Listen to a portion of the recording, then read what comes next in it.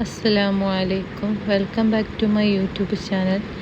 എൻ്റെ channel subscribe ചെയ്യാത്ത കൂട്ടുകാരൊക്കെ ഒന്ന് സബ്സ്ക്രൈബ് ചെയ്ത് കാണണേ. നമ്മുടെ വിലപ്പെട്ട സാധനങ്ങൾ കാണാതെ നമ്മളൊക്കെ എന്ത് ചെയ്യണമെന്നറിയാതെ ആകെ ടെൻഷനാവും അല്ലേ? എനിക്കും അങ്ങനെ ഒരുപാട് അനുഭവങ്ങൾ ഉണ്ടായിട്ടുണ്ട്. അതിൽപ്പെട്ട ഒരു അനുഭവം ഞാൻ പറയാം. എൻ്റെ ഒരു 3 പവൻ്റെ മാല ഞാൻ കുളിക്കുന്ന സമയത്ത് ഊരിപ്പോയി. ചുറ്റുഭാഗത്തു നിന്നും കുറേ കുത്തുവാക്കുകൾ. എവിടെയാണ് പോയത് എന്ന് എനിക്ക് മനസ്സിലാവുന്നേയില്ല. കുളിക്കുന്ന സമയത്താണ് പോയത് എന്ന് തന്നെ അപ്പോൾ എനിക്ക് അറിയുന്നില്ല. പിന്നീടാണ് മനസ്സിലായത് അങ്ങനെയാണ് പോയത് എന്ന്. എല്ലാവരും തിരച്ചിൽ തുടങ്ങി. എന്നിട്ടൊന്നും കിട്ടാതായപ്പോൾ എനിക്ക് ചീത്ത കൊണ്ട് ചീത്ത. ഞാൻ മനസ്സറിഞ്ഞ് ദുആ ചെയ്തു. കുറ്റിക്കാട്ടിലെ പാപ്പ ഞാൻ മുൻനിർത്തി ഞാൻ അള്ളാഹുവിനോട് ചോദിച്ചു, എനിക്ക് ആ സാധനം കിട്ടിയാൽ ഞാൻ കുറ്റിക്കാട്ടിലെ പാപ്പാൻ്റെ പേരിൽ യാസീൻ ഓതിക്കോളാം എന്ന്.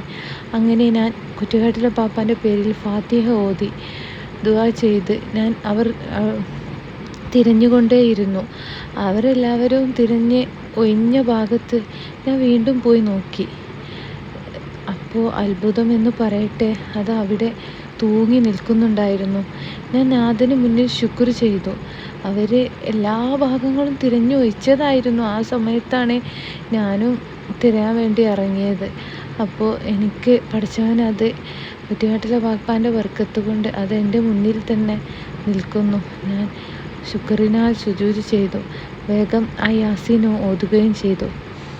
കളവ് ചെയ്തവരെ സത്യം തെളിയിക്കാനും പണ്ടൊക്കെ ഈ മഹാൻ്റെ അടുക്കൽ കൊണ്ടുവരാറുണ്ടായിരുന്നു.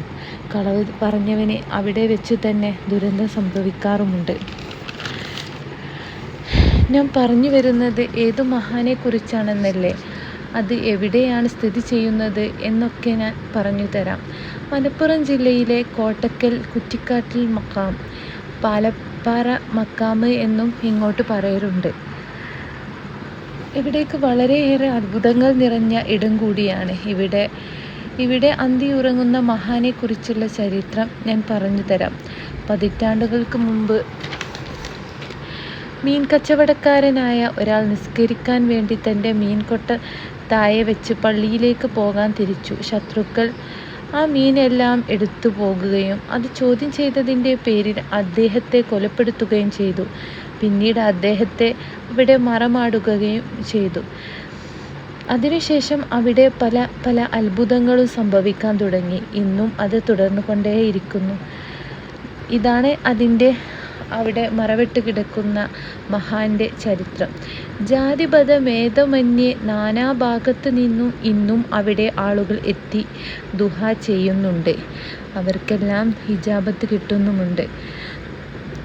നാഥൻ നമ്മൾക്കൊക്കെ എല്ലാ ദുആക്കും ഹിജാബത്ത് കിട്ടട്ടെ, ആമീൻ. പിന്നെ എൻ്റെ ചാനൽ സബ്സ്ക്രൈബ് ചെയ്യാത്ത കൂട്ടുകാരൊക്കെ ഒന്ന് സബ്സ്ക്രൈബ് ചെയ്ത് സപ്പോർട്ട് ചെയ്യണേ. എന്നെയും ദുആയിൽ ഉൾപ്പെടുത്തണം ഇൻഷാ അല്ലാഹ്. അസ്സലാമു അലൈക്കും.